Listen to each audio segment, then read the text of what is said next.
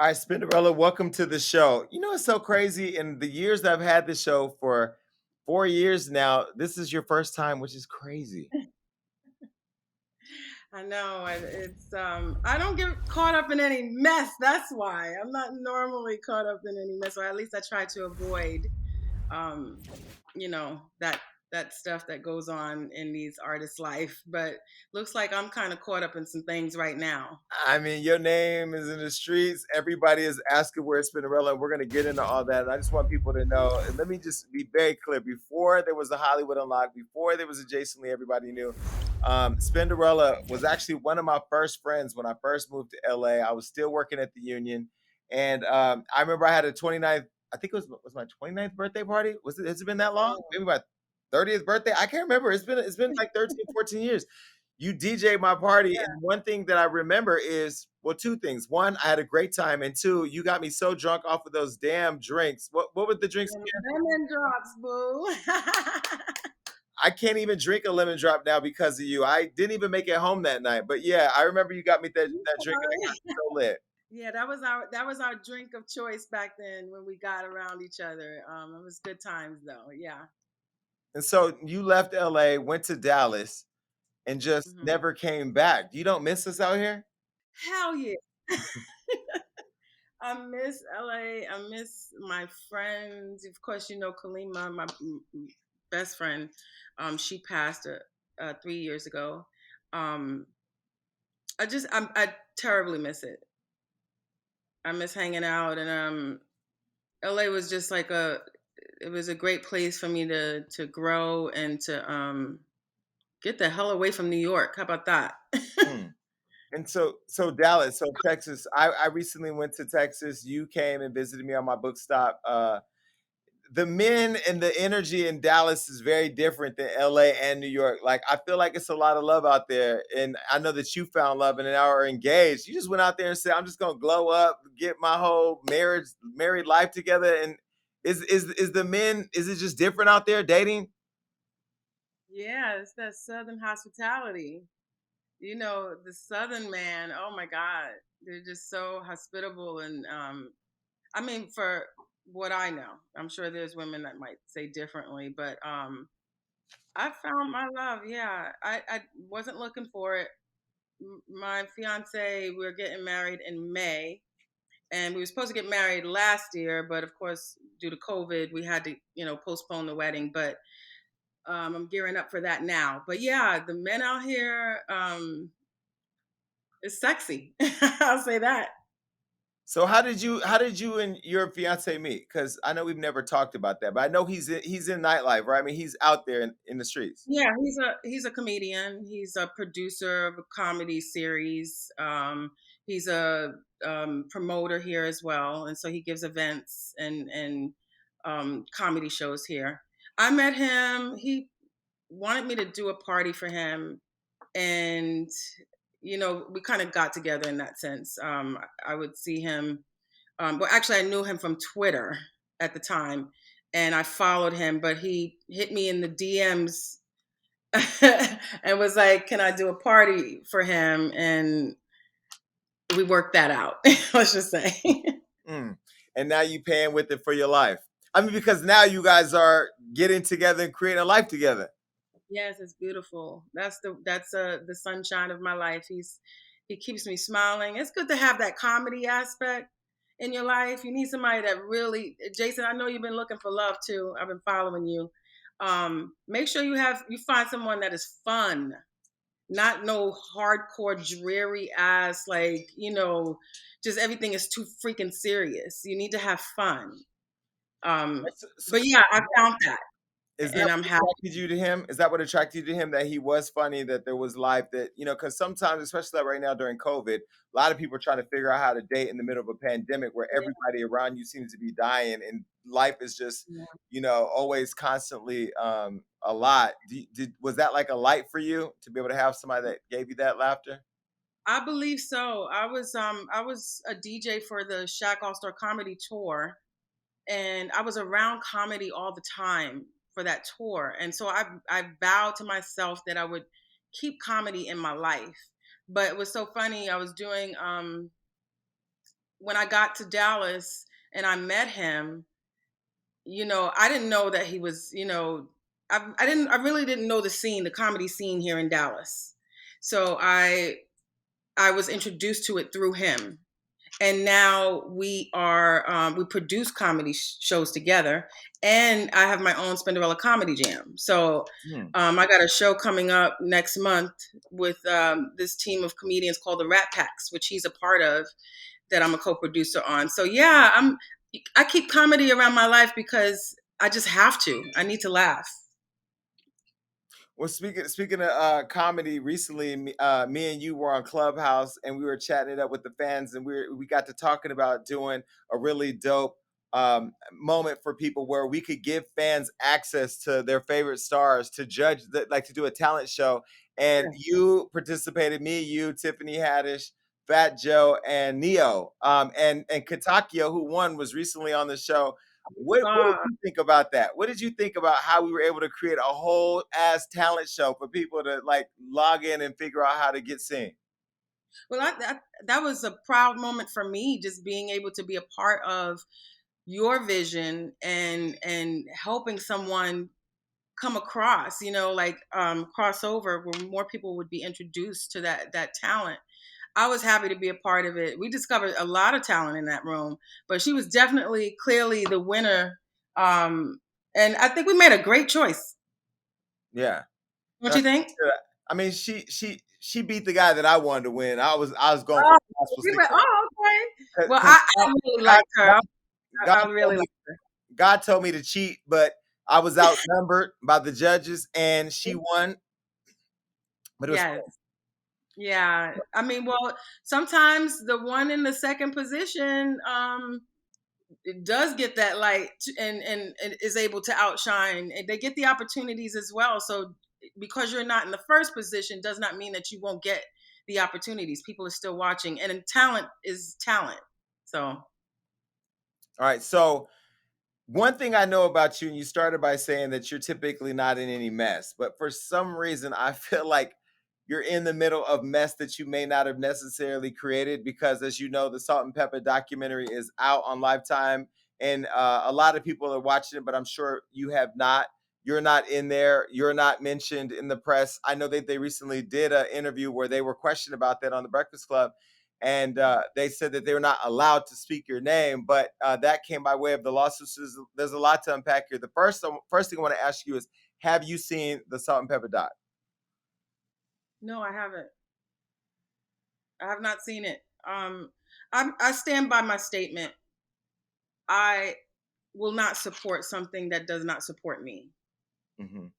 And I was a part of the brand, and I was a part of building the brand, and I have every right to not support it because of the fact that it didn't support me. And people should know that that was a dream of all of ours, and that was discussed. We discussed a movie of our life back in the '90s, and we've always talked about, we had big dreams for everything. We had dreams for the Vegas show, the Vegas review. We got that. We were definitely, our dreams were coming true. But it seemed like when those things would come true, or come to fruition, I would be left out of it. But I helped to build it. So yes, I had no, I was just, it was, for me, it was very disappointing. Okay, so let's go back. When did the relationship start to fall apart? Because I remember, I mean, you met the girls back in what, 1986? Is that when you met them and then joined the group? 87, Okay, so 87. 1987, you meet them. You guys, the three of you, become a part of hip hop history, where the three of you were one of the. I think, were you the first female hip hop group? Ooh, oh no, definitely not. There was a group. I mean, they had the Mercedes ladies from the '70s. They had us girls. They had Sequence. Um, But you were the first there was, I all think, female hip hop group to reach that level of success right out the gate, right? yes. This was. I mean, it was for me. when I was brought into the group, I was told what my role was, and that was I would be DJing for this group. Um, and Herbie, who brought me in, his intentions, because I asked him again, what was your intentions for me? He said, I wanted Run DMC and Jam Master Jay. I wanted Houdini. In my head, that's a group.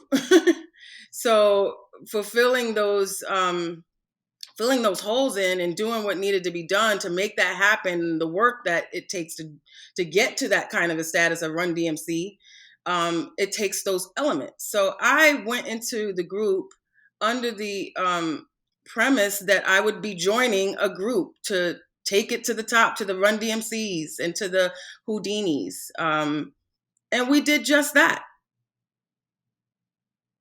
And so were you so when you joined the group in the 80s and 90s, if I could recall, I mean, you were as much a part of the group as they were, right? I mean, at first when they started to rap, when the girls first started to rap, you weren't rapping, but then later on you did start to rap and write, correct?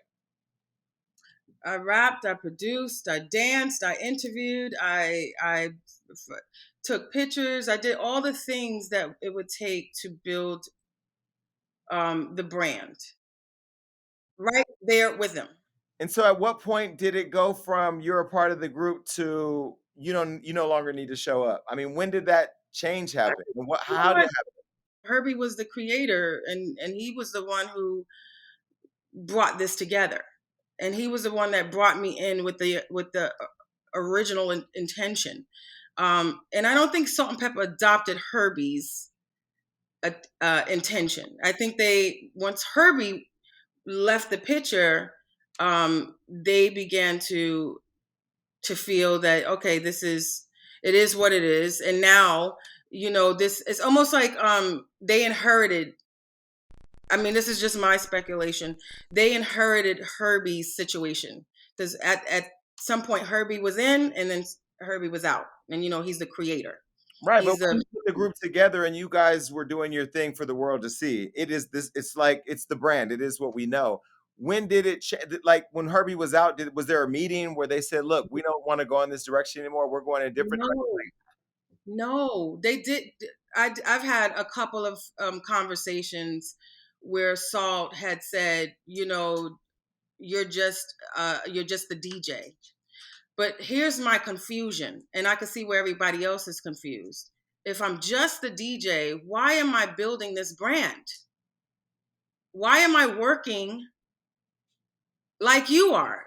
If I'm just a DJ, I'm on the stage just DJing. There was a whole lot more work other than just DJing and building this brand. You don't just come out the studio, have a record, and it becomes a hit. It's a building, you have to build, it's a process that builds that hit. And we've had quite a few. So I think her intentions and her actions was two different things. Their intentions and their actions were two different things. And I was living under the premise of what I was originally told when I was brought in. Um, I lived up to that. And if the other problem is a contract, no, there was never a contract. Um, Between you and them? yeah, there was never a contract. And when I wised up and wanted a contract, that was a threat. They felt that was a threat to them somehow, especially if I opened my mouth about, you know, divvying this up right. I wanted it to be a third for sure. But if it wasn't going to be a third, we need to justify my The amount of time that you're investing in it. yes, my investment, my equity. Um we need to justify that. And on the outro of all of this, uh my goal, and for years I had been wanting to define my role, but bringing it up would just be, it was a headache for them. But why And was you it a headache? Was it a headache because they were selfish and didn't want to share? Was it a headache because they felt like you were out of place for even thinking you deserved it? Where was it a headache? Yeah, from what I'm gathering, they think I'm out of place for asking for anything that I deserve. But they're not looking back. I don't think they're seeing. I know you. I don't know if you guys have seen the clip that's been going around. There's a lot of clips that are coming out that we actually discussed that. Like, you haven't seen the work that I've done. How could you not see it? How could you not see the songs that I'm on? People think that I'm on What a Man. I am on 15 songs. 15 songs. 3 of them our hits. Mm-hmm. I've produced minimally, but I have produced. I have written minimally, but it's on our most successful album. Very necessary. So I can't see how they don't see that. But there was a lot of confusion that I had. And I would ask those questions. And when I would ask, as people know, diehard fans that have been around and have seen those old shows, like the old Salt-N-Pepa show, I asked then. I definitely would use the opportunity to ask, when I could, when I felt it was right. And then when it came to doing contracts and stuff, I asked to be separate. I'm like, let's do this separate. Like, so I can handle my own business. You guys can, if you want to separate this thing, let's do that. Whatever it's going to take, let's do it. Because I needed to. We're asking for was like, let's just clarify the business. Like, let's call it what it is. Let's spell it out. Let's formalize the work. Asking that. Yes. And that was just, that was just met with resistance. No. It was met with the fact of what you said. They just did not see the worth of doing that. How do you not see the worth? Because they don't even see me they don't see me as a relevant, important, integral part of this brand, and that's crazy to me. But the part that's crazy for me is, how don't they see it when the fans do? I mean, Wendy Williams just recently talked about on her show, and she said, for me, if it's not the 3, it doesn't make sense. So how is it that they were unable to see what everybody in the culture saw? If you can get that answer out of them, please do. I've been trying to tell them this. This is not good, y'all. I've been trying to tell them this. I've been trying to tell the managers that would come through. We've had various managers. I would try to tell them, let's figure out how we're going to do and break down Spinderella. Because this day that has come, I really, that's not something I wanted to happen. I was all in. I never wanted this to go down this way, but I knew it would, because how you going to use me and not pay me? The other thing is, they basically said I was an employee and a DJ for hire, but they never paid me for none of those appearances and none of those photo sessions and none of those appearances on those albums and studio times and countless hours of interviews and building this brand. There's employees got paid. Was I your little slave girl? Like, this is really intense, because I grew up and I figured it out. And when I started to mention it, it was a threat to them. You see how they're reacting right now. Mm-hmm. And so when was the moment when you realized that your value wasn't being compensated? Because there had to be, because it seems like when you first got in the group, you were excited to be a part of it. You 3 of you had a vision for what it could become. What you said, you talked about the Vegas shows and the documentaries and all that. So you guys collectively had a vision for it. When did it start to dawn on you that you were being used? Oh my God. I would say the 90s. There was a complaint that was documented on the Behind the Music that was done in the late 90s. And I exposed that because I just couldn't put my finger on what it was. And imagine being kept out of the boardroom or being kept away from negotiations that have to do with you. And you have to figure those things out. I felt that back then. but I kept going because I needed to be 100% concrete on what was going, like what was happening, how they were handling the business, and also how I was involved and how they saw me and how they were going to do it. I always knew there was something there and I had to put my finger on it, but it wasn't until I would say this last run with them, which was 2013, 2014 on, we had come back together again. And I knew there was something there, but I just bypassed it because I'm like, look, this is the vehicle that we built together.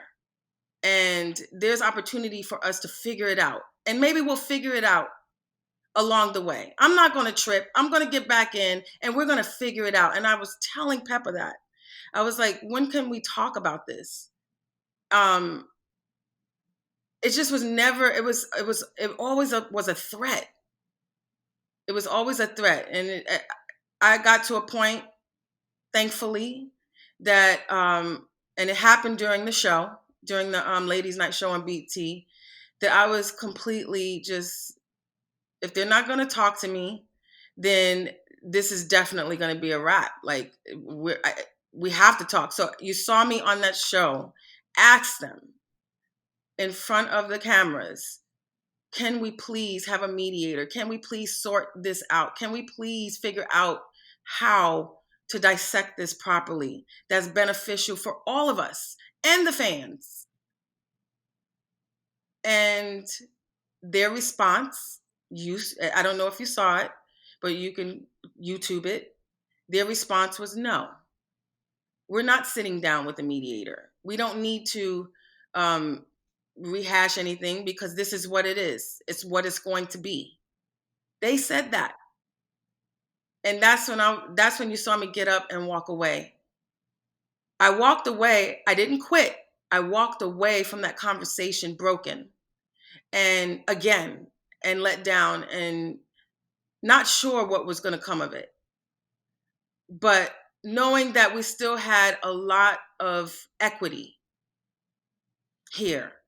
And it was important to nurture it for me. I just needed to have that sit down and they refused it.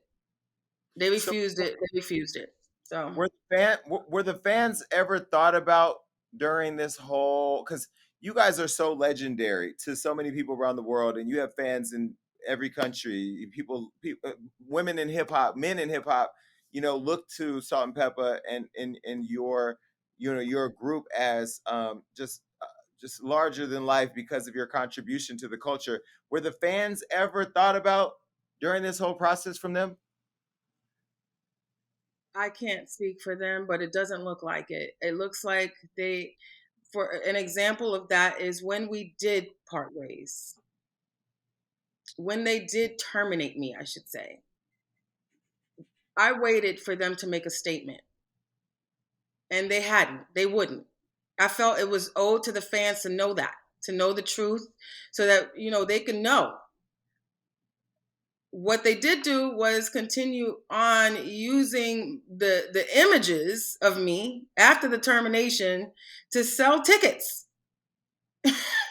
So there was no that was the reason for me to go forth with filing a lawsuit, because it not only was it unfair to me, but it was unfair to the public, and I just think that was unnecessary. I felt like it should have been. The fans were asking me what was happening. I put the statements out. They Well, I mean, didn't. I let's talk about the lawsuit. So August 2019, you filed the lawsuit. This was around the time where this was from the removal of the New Kids on the Block tour, right? So when you filed the lawsuit, it was because they hadn't paid you for money that they owed you? Yeah. Monies from prior a prior project. I can't really disclose a lot about this because it's meant to be confidential, but I had every right to file that claim, and in the end, it was a settlement. And so part of that settlement, you can't talk about it, right? No.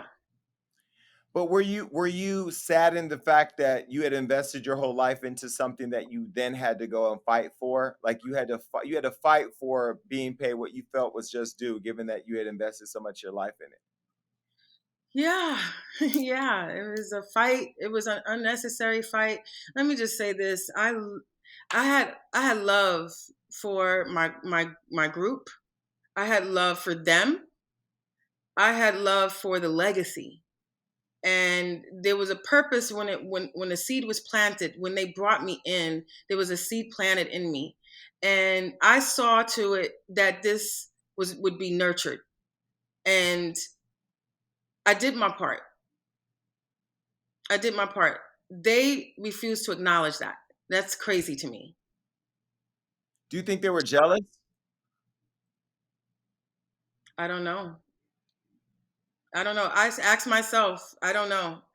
I can't speculate what you guys can tell me. What do y'all think? Because I Well, cannot I tell you mean, I what. mean, you talked to them, so I don't. I mean, you before. I mean, I don't know if you all talked now, but you talked to them. What would they say? I mean, I'm just so confused, and it sounds like you're confused too. Babe, there was nothing that warranted anything of that turnout. Nothing. No action, no activity that I have done would warrant any of that vicious activity. I cannot believe it. I get that they feel that I am just a DJ. But not only is that an insult, what's wrong with a freaking DJ? What's wrong with being a DJ? The DJ is who got you in the door. That was a DJ that played your music that got you in the door. But besides that, I don't know. You're asking me something I don't know. And a DJ in that era was, like you said, Jam Master Jay. That was an integral part of the group. And That's what, I in remember, my mind, I saw as a group.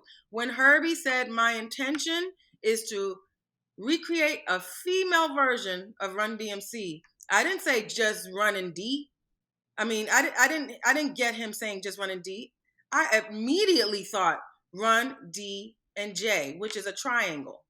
It's a triangle, triangle, whatever.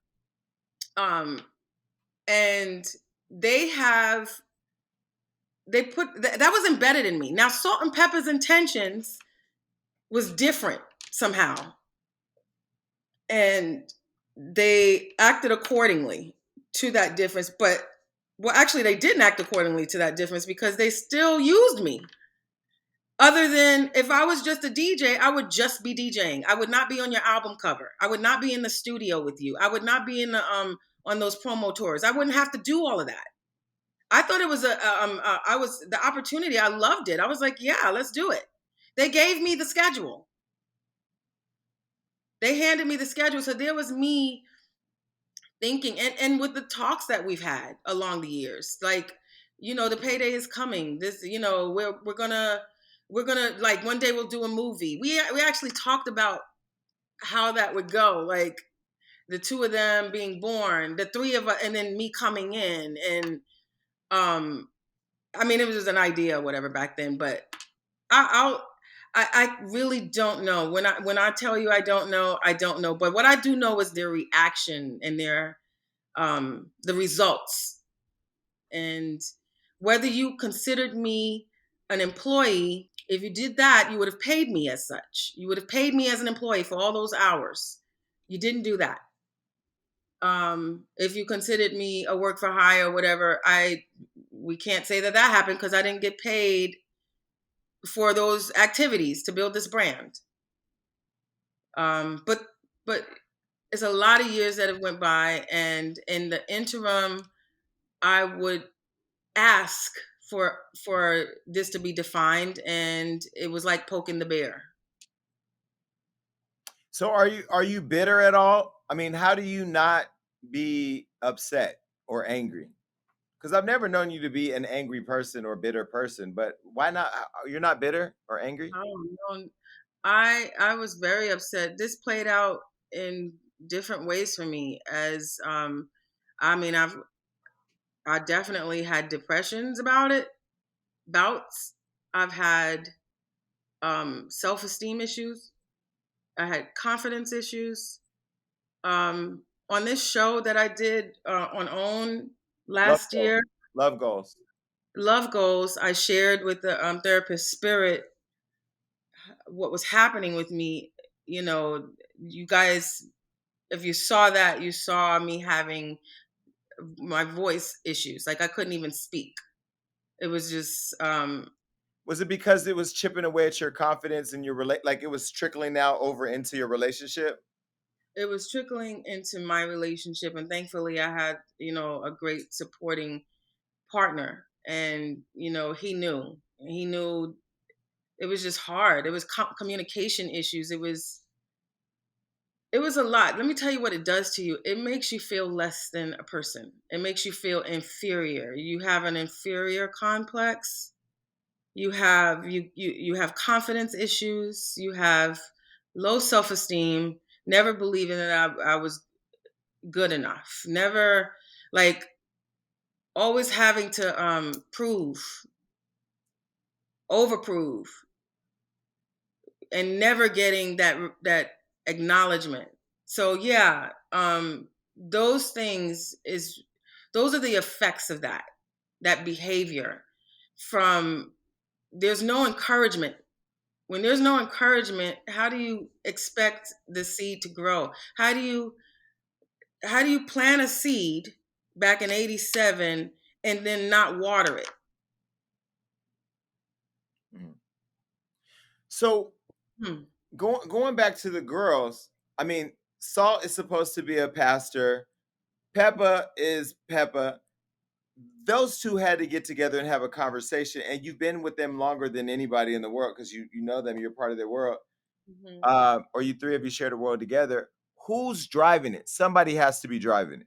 Peppa, Salt, is it somebody behind the scenes, behind the group, attorneys, agents? Like, who do you think is driving this? Because what I find interesting is there was a period of time when you first started with the group where you were in the background with the music, doing the DJing, and even though you were in all the visuals and all that, and then you came much further in the forefront, performing, writing, uh, uh, rapping, and I personally think that's because you were the fan favorite. I mean, fans were in. I remember the era. Fans were in love with Spinderella. I never thought of Salt-N-Pepa without thinking of you. So who's behind it, driving this? Well, who does it look like's behind it driving it? Well, in the recent interviews, Salt seems a little salty, and Peppa just wants to talk about Peppa. So it seems like it's Salt. Hmm. You guys, look, this is not, it's not like geometry. This is very simple. You can see what it is, you can see where it's coming from. They have their name as the bosses. They have said, I am the boss. I make the deals. I sign the checks. It's If you saw the show, they made it clear who is the boss. So who makes decisions? It's the two of them. And honestly, you guys, all you got to do is just look. You can see it. It's really not that deep. It's in your face. And so now that you said that there was a time period on Love Goals where you opened up with the therapist about how it started chipping away at your self confidence. Where are you at with it now? I mean, now there's this project out on Lifetime where I started to watch it, and quite honestly, I didn't see that they were getting to the part that included you because that was really what I wanted to see, and I didn't see that, so I didn't watch it. Where are you at with it now? I mean, now that they have this Lifetime doc, which is part of what your goal was as a group, play out without you. How, where are you at with I'm it? I'm good. I like not being in an abusive relationship. I like being confident. I like being encouraged. I surround myself with people that encourage me and bring me up. I have you know, countless people that support and love me and do not discourage me. And that's what we should be doing. That's what we should have been doing. I don't know. Honestly, that the hate and disgusting behavior that's been exhibited towards me is unwarranted. And I really, really, really, in my heart, cannot tell you how sorry to you guys, that I am. I wanted more from us. And trust me, I'm getting the short end of the stick. This is not about money. This is not about clout or this is not a publicity stunt. Isn't it It's legacy? my legacy Isn't it is my baby. isn't it what the three of you represented to hip hop, to the culture, to young women, to women in music, to women in general? Isn't that what it's about? Yeah, that's what it's about. That's what it's about for me. Mm. So the Salt-N-Pepa's being honored at the 2021 Grammys. How does that happen and not include you when lifetime achievement for the Recording Academy includes music that you recorded with them?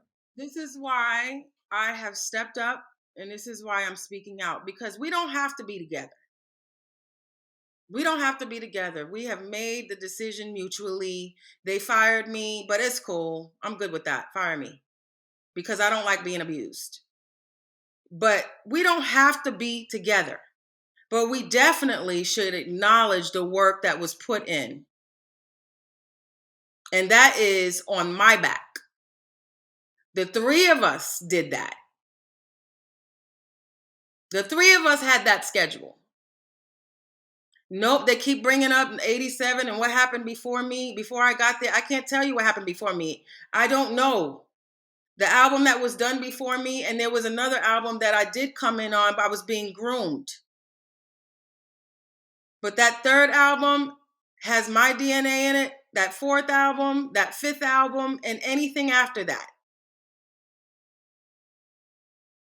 Salt-N-Pepa has to acknowledge the truth and the fact that their intention may have been to have me as a higher DJ, but their actions said different.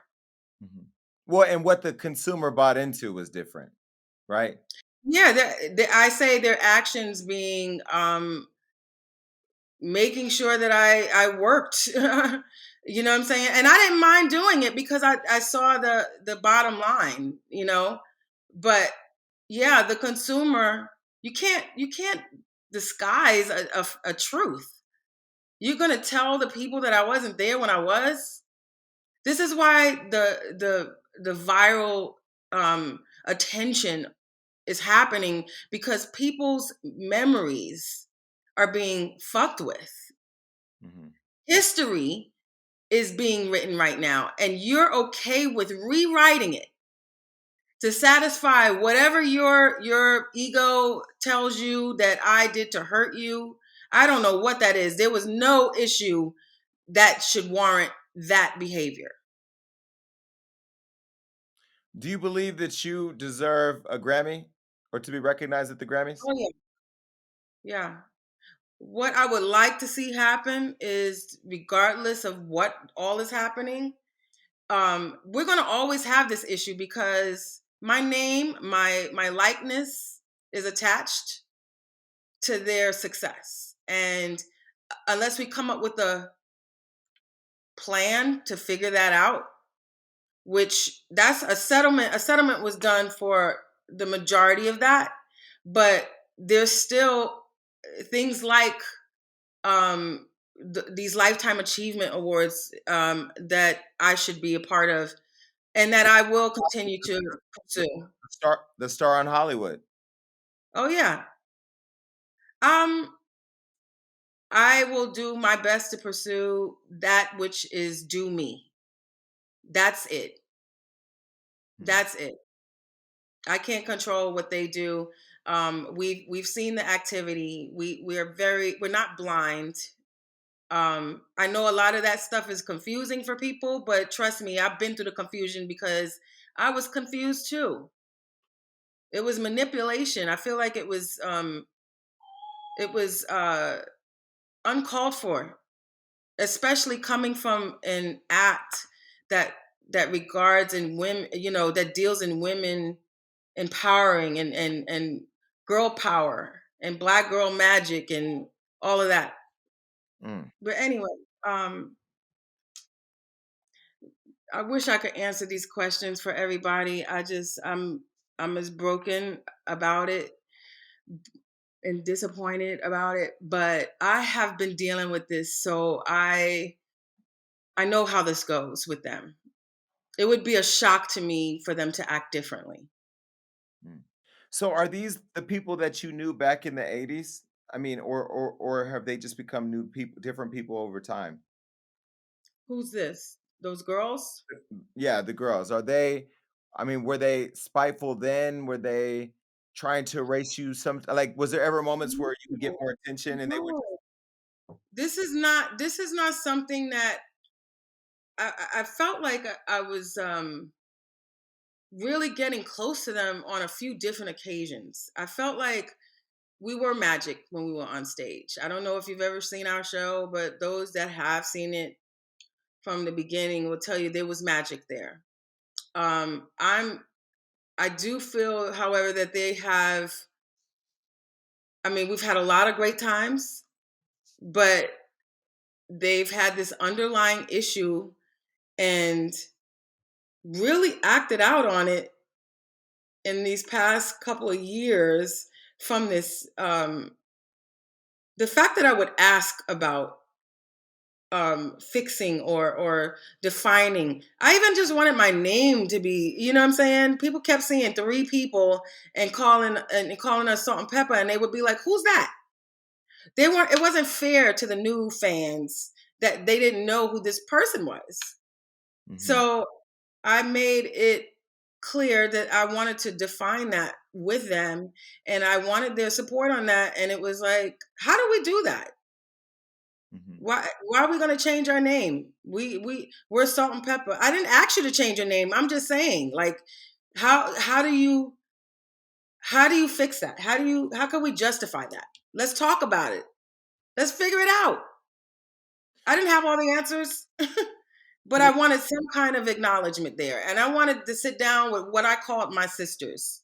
And I wanted to sit down with these women who consider themselves bosses that would continue to allow me to be, that would continue to just make me feel like I'm nothing, you know? mm. I was giving them the opportunity to fix it on various occasions and to define it. And they didn't see fit to do that. So, um, that's not what I'm tolerating in my life right now. Anyway, so So, you recently put out a statement when the documentary came out, to the fans to let them know why you weren't there and that you were still honoring the women who were acting in the film, and it was a really positively written, comment or statement for the public. mhm. Weren't you a little didn't you feel it was insult on injury when they didn't even notify the fans that you weren't gonna be a part of it? Like, they still expected your fans to show up and support it as well and hope that nobody knew. um that's why I put the statement out, because I needed to be connected to our fans that wasn't sure of what was going on. I was getting tagged. I can't wait to see the biopic. I can't wait to I mean, they tag me and everything anyway, so I know what's going on. And I'm sure they get tagged. Fans may not know, and it has to be clarified through us. And me putting out that statement showed exactly how I felt. I felt like the to produce a movie or story that regards the okay, so they tell me that the movie was about their friendship. And I get that because they did have a friendship there. Um, but why not? How are you using the brand that I'm a part of? And why not? Hey, why not bring Spinderella in and and and shed some light on Spinderella so that our fans as a whole would be satisfied. Why are you dissecting the fans? Why are you dissecting that? What That's a question for them. Mhm. without all the riddles and the roundabouts, because Spin was here, she was the second DJ, this, that, that. And what does that have to do with anything right now? What about the work that was put in? Right. So I want you guys to know that my life is not surrounded by Salt-N-Pepa. I need you to understand that I have a career outside of Salt-N-Pepa that takes care of me. And that has been taking care of me because I was smart enough to know that this, though I was considering this a priority for me, I knew better. So I built my brand, as in Spinderella, and I work from that brand and haven't stopped. Even when Salt-N-Pepa stopped, I was building. Mm-hmm. I, I I feel like I have to tell this story. I feel like, writing a book would explain some things because of the scenarios that I will be providing there, and will explain why, like who I am, who I am. I just know my intentions were correct.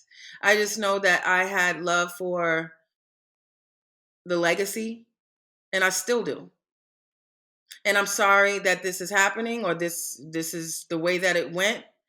But I did ask for this to be defined and to be handled. And not only did they disregard that, but then they insulted me. They basically tried to eradicate me from, history. And Sure. that is certainly irresponsible on their behalf. So I have to ask you a question. One thing I always wanted to know, and I've never asked you this privately. There was the video where it was the three of you, and Tretch was in there with Peppa. You had a man, and Hmm. Salt had Tupac, right? That was Hmm. Tupac? Yes. Hmm. Why did we not see Tupac's face in that video? Ooh, there was a. I think it had to do. They were trying to. Ooh, I think they were thinking that Tupac's image was a little too rough for Salt-N-Pepa. Yeah. And so they just didn't show. They just decided not to show him. Yeah. They were, and he was furious about that because them not showing him was in Salt-N-Pepa's was supposedly benefiting Salt-N-Pepa's image. To shade That's Tupac? the take that I got. That's the take that I got from the inside. But I don't know what take they're given or whatever. But I do recall that being an issue, which is crazy because Pac was like, he stood for something. He stood for something, and he spoke. I mean, he was prophetic.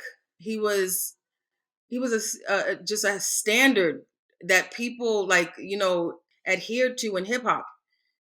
Like he was like a Bible, and Mm. they I don't know, they wanted the squeaky clean image for Salt-N-Pepa, and child. Why did they use him in the bathtub or wherever he was? Why did they use him in the video? Why they even have him in there? Right. And they showed his tattoo. You saw his tattoo. And if that's the case, why was Tretch in it? Because Tretch wasn't the most perfect person either. He, But I don't know. Like I love my brothers. Tretch was out there with other people's, OPP. We remember. But wait, Yeah, right. I mean, so, if you listen, let's not. so what did Tupac say about being excluded? I mean, do you know anything? I mean, how did you know he was upset? I know his reaction was he wasn't happy about that. I know it had gotten back to us that he wasn't very happy about it. Because he wanted that. I mean, he did the work. He wanted to be seen, and he should have. Hmm. So it sounds like you and Tupac have a lot in common. Hmm. Oh, Hmm. I never thought about that. I never thought about that. I mean, it just sounds But like history repeating itself, right? I mean, you did the work, you showed up, people. honey, I tell you this: it's when you hide things, it comes to light. When you try to hide things, have faith. It comes to light. and you just have to, hold your head, because I've been praying about this. I've been like, is this how it's supposed to be? Because I know I'm a good person. I know I didn't do one thing to them girls. I don't know what the hell I would do, but just be. But it's not impossible that someone is irked by you just being, right? Mm-hmm. They just aggravated because you walk in the room. They just aggravated because you could shine regardless, even though you in the background, you still shine somehow. And I never wanted that. But I'm gonna continue to be. Don't dim your light for somebody else. Don't dim your light so others can shine. You know what I'm saying? It's that's what I learned. That's one of the biggest lessons here. But the crazy part is their light will always be eclipsed by this stain that they're leaving on history by doing this to you, and now learning that this also happened to Tupac, which is crazy because for me, it just almost shows a pattern, right? That we're gonna just use people as long as it benefits us, and then whenever it no longer either benefits us or somehow overshadows us, we will just erase it.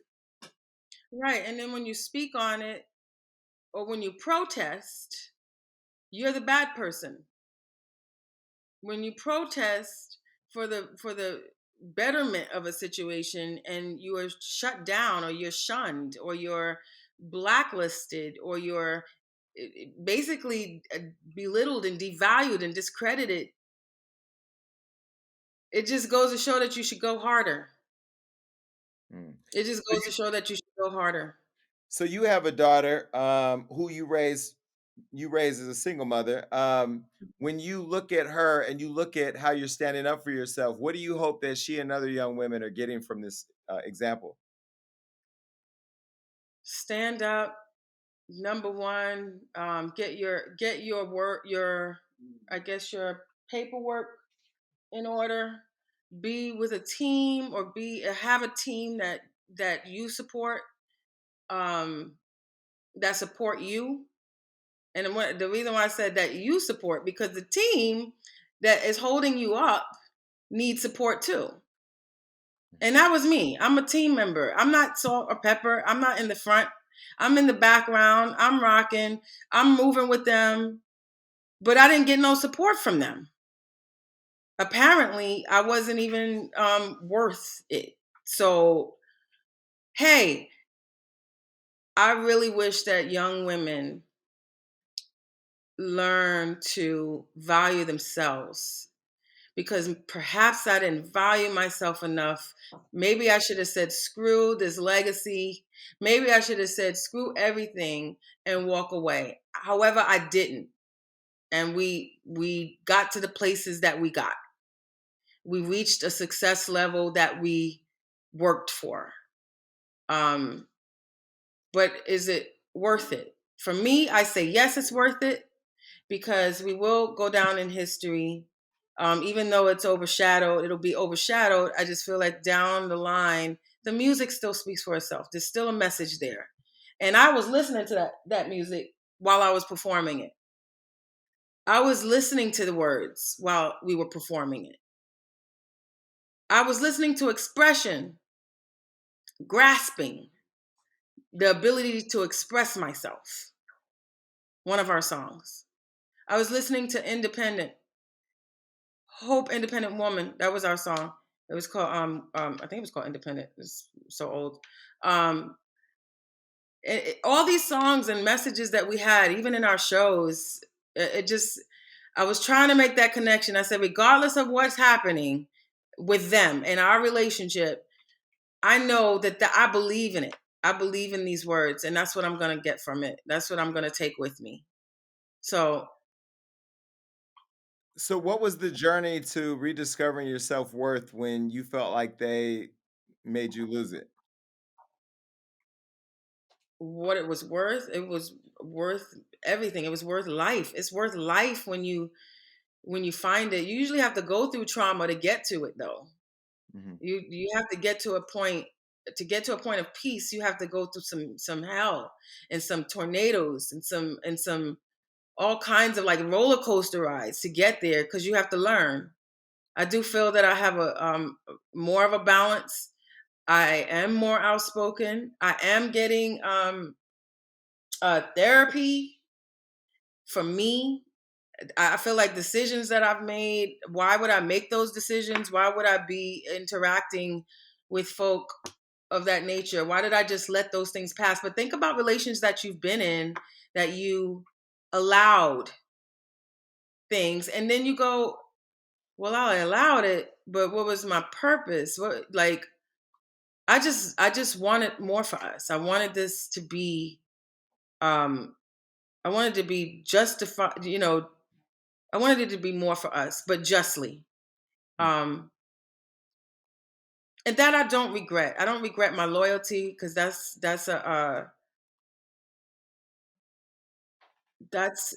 something that most, a lot of people don't have that level of loyalty. But look what's coming out of it for me. I'm cool. I've gone through that. I have come out better. I am I am of service to women still. I'm uplifting women. In everything that I do, in the jobs that I take, in the just a level of love that I have for us, regardless of that happening. Um, that I'm gonna keep going with that, because it was a seed planted in me, and I abided by it. Would you ever go back? No, Hmm. I will never go back there. If you so you're going to do a book. Do you know what the book is going to be called yet and when it's going to come out? Well, the working title is Queen on Decks. Queen on Deck. Queen on Deck. Um, and we're still writing, because a lot of this that's going on is going in the book. But it's just filled with a lot of things that people don't know that I dealt with. Um, of course, the relationships, and these most important relationships, um, and just how life growing up in the industry, how it defined me, how I am, how can I come from the streets of New York, in the music industry as a child, like as a kid, and how I made it. And I'm excited about it, because I finally get to use my voice. And I had no idea that people even cared or would care enough. But this truly is a story of Cinderella, my story. I feel that. I feel like my story is like a modern day urbanized version of Cinderella. Are you going to open up? I've written a book. You've read my book. Are you going to open up and tell it all? I'm going to tell everything you guys are. I'm going to tell y'all everything that's on my heart to tell. Yes. So Now, if I tell it all, now here it is. I am an open book today.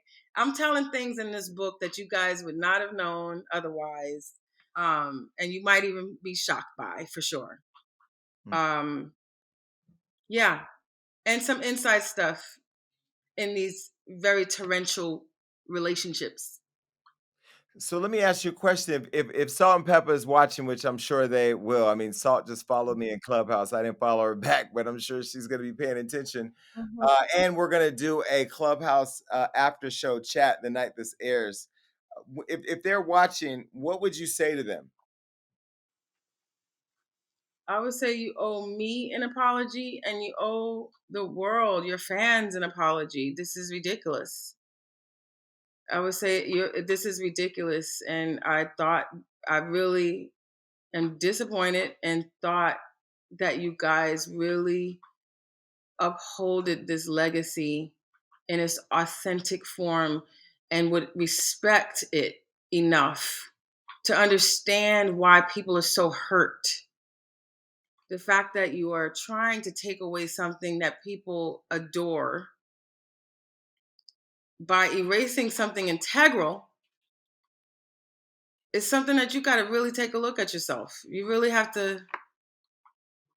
I get that you have your intention was to be one thing, but this is way different. This has turned out way different than what you intended. And your hand is on this. Your hand is in this. We have come together and we have made a legacy. We all contributed to it. I am grateful that you guys opened that door for me. But for you to take liberty and make people believe that I wasn't there when I was is hurtful. And I think you need to search yourself for that. And if you want to sit down and talk about it with a mediator and a psychologist, we can do that. Well, I'll offer to mediate. I'm not a psychologist, but I can get in between some shit, Spin. I just I the crazy part don't about know, baby. the crazy I'm part thinking about more line. I think I'm more along the lines of Ayanla or something about. I'm thinking along those lines. I'm gonna just you know what? I think we need to put our differences because we don't agree on this, and we won't. Hmm. We need to get past that because there is a legacy, and the legacy is our child. And if we work together to nurture that, guess who wins? You win, I win, and the people win. Hmm. But you have to respect me in doing that. If you don't respect me, then it won't be done. And you would have shot your own legacy in the foot. You would have killed your own brand unnecessarily. Hmm. So I guess the last thing, by the way, I do have Ianla's phone number, and I will be texting her in the morning because I would love to see this happen. I will tell you, you're one of the few people that I know, and I mean this, who's never in drama, who does not like the headlines like this, who I never would have saw being caught. I mean, speaking as a fan from when I first learned of Salt-N-Pepa, and Spinderella, to now. I would have never expected you to be here. I mean, you guys are just such an important. I didn't want to, but this is something I've been dealing with for a long time. And you, even when we were hanging out, I've been dealing with this. But it's to No, me, I always you didn't past it even tell me. You didn't even tell me that. I didn't know you were going through all that. because I'm a good-hearted person, and I wanted us to get past those. I never wanted to be this. I always saw something more positive for us. I always saw us growing up and figuring it out. And so I kept coming back. I wanted to sit down and define it. I asked them, but they weren't with it. And this was the last straw for me. That was their actions are so disrespectful that I just don't know what to say like to that. I'm so glad that I have gotten past it though. So let's leave with this. If to all the Salt and Pepper fans, more specifically the Spinderella fans who are watching, who have not heard from you directly until now, what would you say to them? Uh, stand up for yourself, speak out. I had to do it. I'm sorry that this happened the way that it did, but I'm not sorry for why I had to speak out. I feel like it was important, and it's a healthy conversation to start with, to mend, but it takes both parties to do that. I just feel like we in order to move past this, I'm going to keep honoring the original concept. I'm going to keep honoring the messages that we put out in our music. Please don't stop buying the music because even beyond us it means something. um and there's going to be more to come from me. Hmm. I can't wait to watch and see what that is. Spin, you know, I love you. I appreciate you. You show me love before Hollywood Unlocked, which lets me know that this relationship we have is real. So I Mhm. appreciate you, and I'm glad that you're sticking up for yourself because you know I think that people do prey on people who are nice people, and you've always been known, at least to me and many other people that know you, to be a caring, loving person and always filled with joy. So I just want to see you given the respect due. I don't see, I'm a member of the Recording Academy. I don't see you not being honored with a Lifetime Achievement Award, knowing that you've dedicated your life to this group. And the star in Hollywood to me would just not mean anything if you weren't a part of that. So I hope that you're given the respect that you deserve. More importantly, the respect that you worked hard for. And you know, I always love you. We always got your back over here. I appreciate you. Thanks for this platform, and I'm so proud of you, Jason. This is not meant to trash. I just want to let everybody know this is not the intention is not to trash anybody, but it is to speak my truth. And if that is what I have to do, that's what I'm going to continue to do. Um, to call out that which is not true, and to put in the light the facts. That's the goal for me. And I'm going to continue to do that. And thank you, Jason. Anytime. And so we'll be on Clubhouse talking about this after the show. So if you're watching, go to Clubhouse. Bye, Spin. Yes. Bye, babe. Bye, y'all. All right, look, that was a great show. And make sure you keep coming back because we got all types of amazing interviews and topics that are going to make you go crazy. That's right. That means like, subscribe, do everything you need to do to make sure you stay up to date with what we got going on. And ladies, stay tuned in because you know I have your back.